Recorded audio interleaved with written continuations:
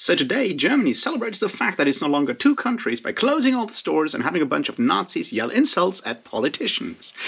So I got nothing else to do but to tell you what I didn't do last week. Welcome to Weekly Navel-Gazing. Cheers. So this is, of course, the point where I tell you what kind of books I read last week, what kind of videos I made last week, what kind of books I plan to read this week, what kind of videos I plan to make this week and then don't do, and, you know, ramble in general about, like, my life, as far as there is one, and, you know, other things. So yeah, let's jump right into that. What did I read last week? Well, I finished Hyperion the week before. I finished The Fall of Hyperion. I read Endymion, and I started The Rise of Endymion by Dan Simmons, because we're still in that Dan Simmons phase. But I also did, you know, read some other stuff. And by some other stuff, I mean, I finished Neuromancer by William Gibson.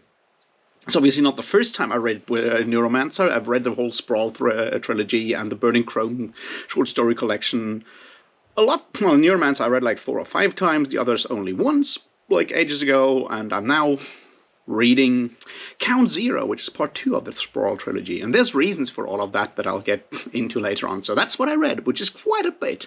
So yeah, lots of science fiction and cyberpunk this week, last week, and I assume that will continue in this week.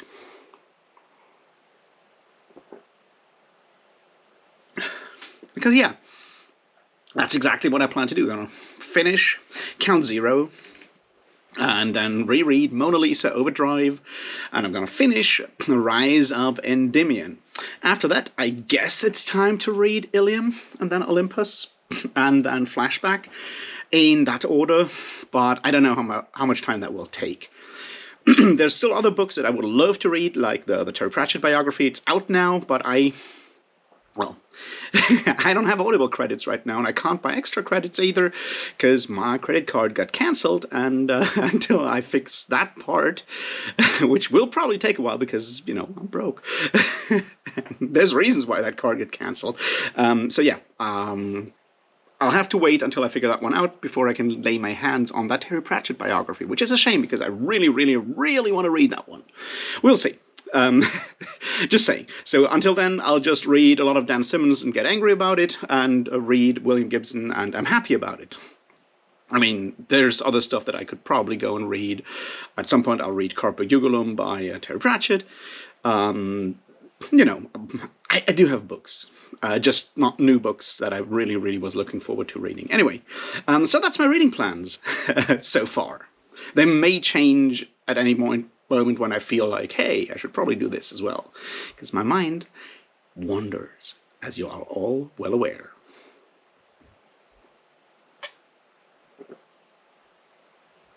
So, videos. Well, I kind of did what I thought I wanted to do, which was do a video on The Lost Continent by Terry Pratchett. And that one went up, and then I was tagged for once, because usually no one tags me. I guess no one wants to play with me, which I understand. I'm like the fat kid that no one wants to have in like their sports team, or maybe I'm more like the unpopular person that no one wants to have in their sports team and always gets picked last, I guess, for booktube games. But yeah, Matt from Matt on Books tagged me for the "Why haven't I read this?" tag, and I did that video, which was, you know, easy, because it's quick to make that kind of video. Tags are easy that way. I guess I won't do a lot of them, but, you know, it took me like 5 minutes to come up with a list. So there's that. And then I finally made my video about Hyperion, the first one in that series that I have called The Downfall of Dan Simmons, which is obviously a very inspired title. I wish I could come up with something cooler. That would still fit into like an actual YouTube title bar, which has a limit of 100 characters, if you didn't know.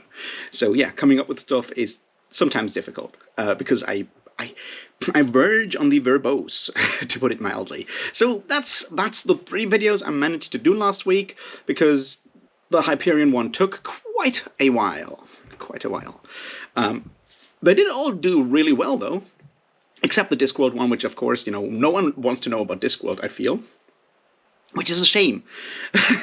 Just saying. It's a shame. Y'all should go and read Discworld and then talk Discworld with me. Because it's my favorite series of all time, and I don't always want to talk Discworld. Anyway, the book tag thing was well received, and the Hyperion video, I was really worried about that one, because a lot of people are like, hey, Hyperion's the best science fiction since Dune. Hyperion's great. And I'm like, yeah, it's fun, but it's not that great. And it took me a while to find out why, and, I wanted to make a proper job of getting out my arguments, and that's what I did, but it took a while, so there you are, and the views are good. There's a lot of positive comments out there, so that's great. Thank you all for watching it, and for commenting if you did, and for liking it, and if you haven't watched it yet, go watch it and tell me how I'm wrong, because that's also interesting. I'm very much interested in people telling me why I'm wrong, because then we can have an argument and a discussion, and maybe figure out something, like you know what I mean? Anyway, that's the videos I made last week. Which brings me to the videos I plan to make this week.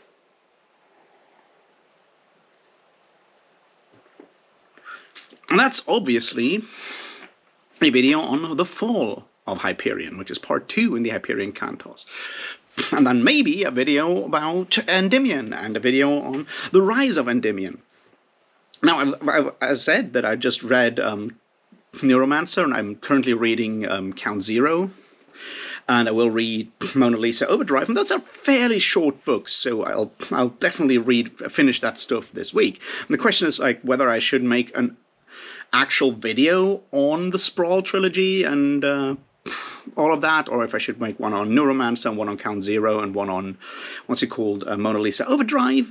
Whether you're interested in that, whether I could build all of that into like an interesting thing on what cyberpunk did back in the day, why it is still relevant, how it has become difficult to write cyberpunk stories, and so forth. But, that's something that I'm thinking about as soon as I come up with a really cool idea, because I don't think the world needs more spoiler-free reviews of Neuromancer. I'm pretty sure there's good ones. I mean, go watch the one that Liam did on Liam's Lyceum. That one is really good.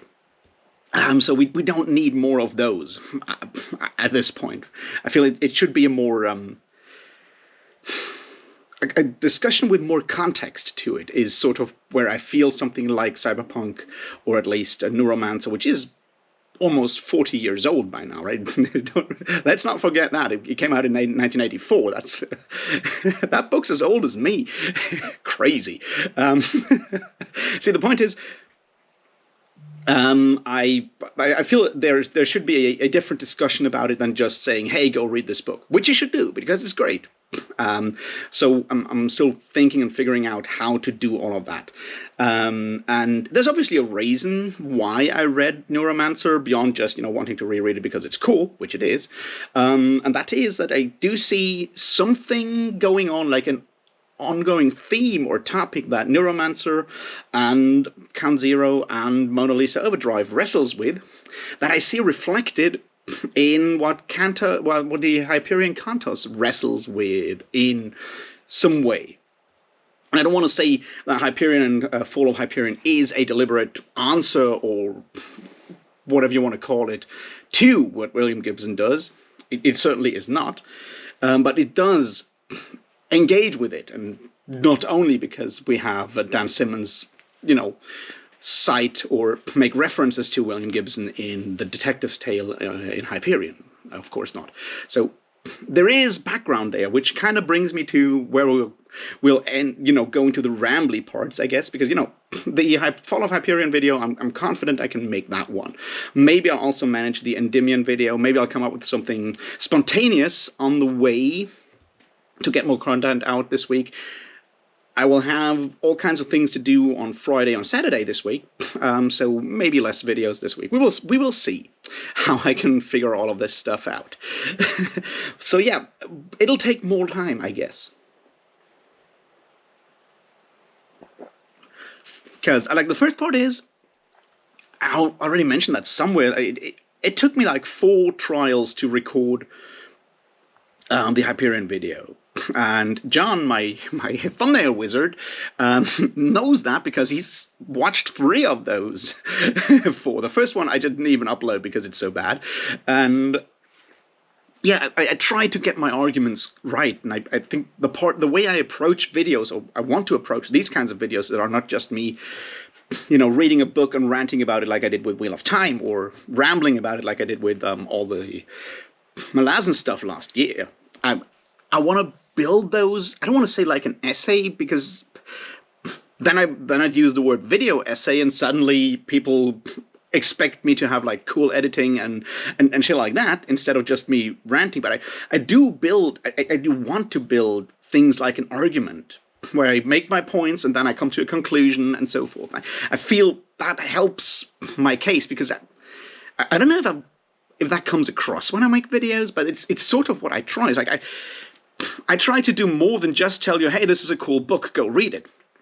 I don't talk about books that I don't think you should read.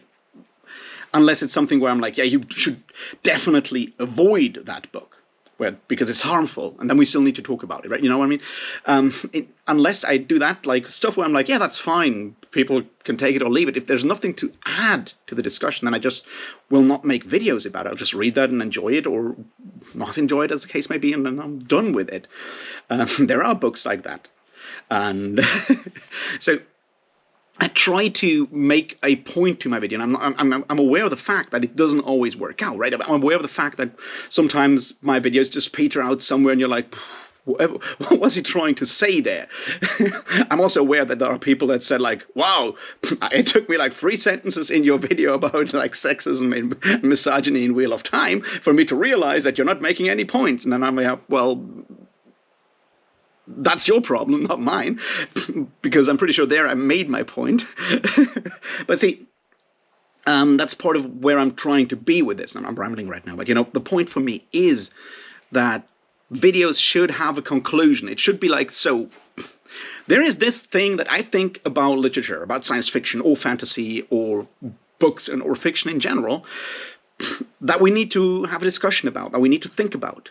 And here's a book where I can make this point that I want to talk about very clearly, and here's a book that is a good example, which is, for example, why I feel Hyperion is a good example for something that I touched upon that I will certainly come back to with other books later, which is how we in the fandom, like the science fiction and fantasy field, how we sometimes venerate specific books because they are recognized, or at least get some sort of recognition or approval or whatever from what you might call the literary mainstream or whatever. And we tend to fawn over those texts because suddenly the big boys actually see that we have good books and good literature as well. And I think that's a problem that we need to think about, is like, aren't we making ourselves smaller than we actually are if we hold out those token texts that got the recognition from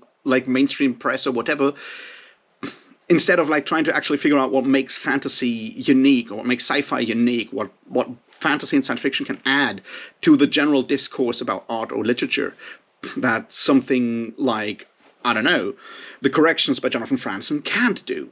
I'm just picking on something that I assume is very, very boring realist fiction, because I haven't read Jonathan Franzen. Don't hate me. I just read weirdos like Pynchon or Foster Wallace. Now, my point is there that I feel Hyperion does that, and there's other texts, and I may make that argument more coherent at a different point, because my Hyperion video as it stands now does touch on that, but it also points out all the conservative elements in Hyperion as part of that ongoing series on Dan Simmons, and how his texts become more and more extreme, or more and more overtly political, and by political I mean fairly hateful, racist political, in a way. And we'll see that when we get there, but I mean, so that video did try, I tried a lot to make that both those points work, but it's always a compromise, and I feel it, because of the series that I'm doing right now, it's more important to look at those elements that make Hyperion stand out, or not stand out as it may be, within the work of Dan Simmons than do that other part. But, that makes me think a lot, and then I try to structure that in a video. And obviously the way I structure that is like I make notes, I write down all the things that I want to have in a video, I write all of them down just in an editor, like not even formatted it in any way. And then I switch on the camera and then I ramble. And then I take a shower and hopefully remember all the things that I forgot. And then I do the same thing again. And again, until I feel like, yeah, I probably missed something again, and I did. But it's as good as it's going to get right now. So that's my process, and it's obviously a difficult process. And I'm already struggling with the one for Fall of Hyperion because it's much more difficult to structure that one. With Hyperion it was easy. It's like just move along those individual tales and point out the issues with each of them. You can't do that with Fall of Hyperion because it has an ongoing plot. So I'm already struggling to figure out how to build that structure on what the issues with Fall of Hyperion are, so to speak. But also point out the good parts, because there are good elements in there. It's not all bad. That's part of the problem there. But that takes more time when it comes to creating the video for me, because I still have to figure out and feel comfortable with what I'm saying. I have like 10 or 11 things written down right now for that Fall of Hyperion video, and yeah, they still should, be in a structure that I feel makes sense and is maybe also sort of entertaining, I guess. I mean, you can tell me whether I succeeded with that or not. It's something I'm very interested in. It's like I felt from my subjective way of looking at it, I felt the Hyperion video was maybe a bit more dramatic, maybe a bit more theatrical in my presentation. I don't know. So that's something that I'm trying to figure out as well. It's like, does that work? Should I keep that tone for the whole thing? Or does that distract maybe from the serious argument that I'm trying to make underneath all of that? And as I said with reading the Neuromancer stuff, I'm doing that because I feel that it can add to the discussion and add background to what I want to say about what Dan Simmons does in these books. And I feel like, I had a conversation yesterday with John, I'll just point that out. It's like, conversation is kind of bad because at the end of the day, I just ranted at him for an hour about books, mostly Hyperion and Fall of Hyperion, and, well, some Pratchett, but, that's more like praising and gushing than anything else. But, so... And I connected it to elements of stuff that you can see in stuff like the Yiddish Policeman's Union and all kinds of different elements. And I'm like, am I overthinking this? I mean, at the end of the day, I'm trying to talk about a book. If this were like an academic essay, I can totally make all those connections and give footnotes where I'm like, yeah, this is quoted from this page and therefore, but I'm not doing that. And the question is should I be doing that? And probably my just free-form rambling way of doing videos doesn't work well, doesn't jive that well with having footnotes and annotations and stuff. So I'm sort of lost in there, because on the other hand, it's people want probably, I guess you watch this for entertainment. You don't watch this to have a lecture, an academic lecture on the way different science fiction authors deal with the problem of artificial intelligence and what that actually entails with, and having all these connections. And I'm like, am I overthinking this? Am I doing too much? This is not academia, is it? And also, am I overwhelming you guys, right? It's if I go and do all of that, can I expect at what point do you feel left out because I talk about books that you haven't read? Am I referencing too much stuff? Is this becoming work? Is this becoming actual work both for me and for you? Or is this still fun? And that's something I'm wrestling with a lot here. Because the more I dig into a subject, the more I want this to be good, to be this grand statement on how you can actually watch the decline of Dan Simmons and parallel it to the way politics have shifted between 1990 and 2011 in this case, in Dan Simmons' case, how they have shifted and how you can see Dan Simmons be a perfect textbook example of that, and how that has impacted art as well. Do I want this? Is this the grand statement? And is what I'm doing and the way I'm doing is this the proper way to do that?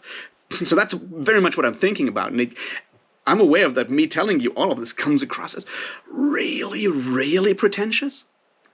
So I'm really sorry for that. I don't want to be pretentious, right? It's literally what I'm thinking about. It's like how to make that statement as insightful as possible.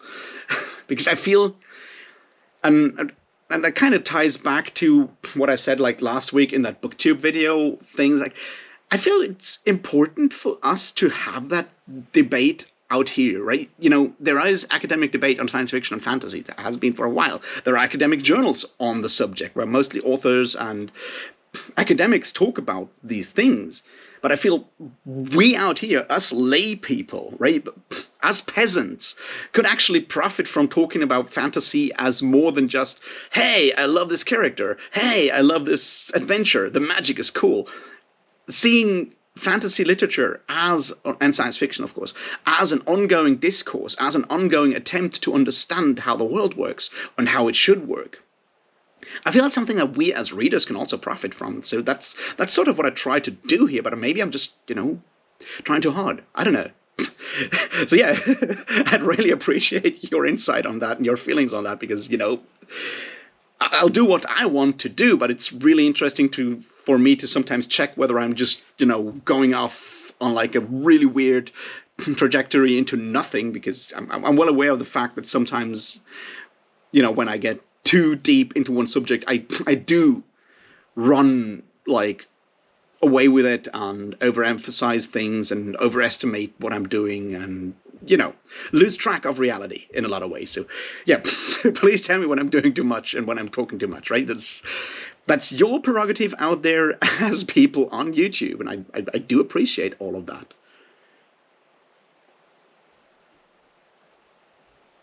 So yeah, that's where I am right now, and that's sort of why I feel, I'm confident I get the Fall of Hyperion video done, maybe by tomorrow, maybe by Wednesday, and hopefully I get the Endymion thing done as well, because, the problem is also my mind is bad. I have terrible memories. Like, if I don't make the video on Endymion this week, I probably forget all the points, all the important bits about Endymion, and yeah, I could have just made notes while reading, I know, but I don't. So I'm kind of stuck in that point, because I also need to have that, I still have to feel it. And like a week after reading or 2 weeks after finishing a book, I no longer feel it. I still like rationally can remember, and if I sit down and focus on it, I can probably figure out all the things I wanted to say, but the enthusiasm isn't there anymore. The emotions aren't there anymore. And I need to feel it to actually get it down, right? That's sort of my problem. I understand that's my problem, but still. So I hope I'll get the Endymion video done this week as well, and maybe the the Rise of Endymion one as well, because I'll be done with the series by the end of the week, definitely. We will see. So yeah, that's sort of where I am with booktube things. Apart from that, I didn't do anything. I'm still trying to get my life back into shape, and it's an ongoing struggle, and I don't want to drag you down with all of that. It's just like making myself do things just takes so insanely long, and the amount of energy it costs me to just make one phone call at the moment is just insane, and I just need to find a way back to where I can do more than just one phone call per 3 hours or whatever, and all of that. But it's a thing. It'll take a while. I'm working on it, I guess. Anyway, that's sort of where I am right now. I hope I didn't rant too much right now, but anyway, let me know what you did last week, what you read last week, what you watched last week, things you did last week that were cool, things you're planning to do this week that are cool, things you're planning to read this week that are cool, that kind of stuff. Let me know what you're doing, how you're doing, all of that. Have a great week. Go insult politicians as long as you're doing it and not Nazis. And, I'll see you in the next one. And yeah, like, subscribe, share, tell your friends about it. If you feel like supporting a Patreon, I would really, really appreciate that. Thanks to each of you who are doing that. There's a lot of you right now, and I'm flabbergasted by that. We will see. Anyway, thanks to all of you for being there, for engaging. I'll see you in the next one. Cheers.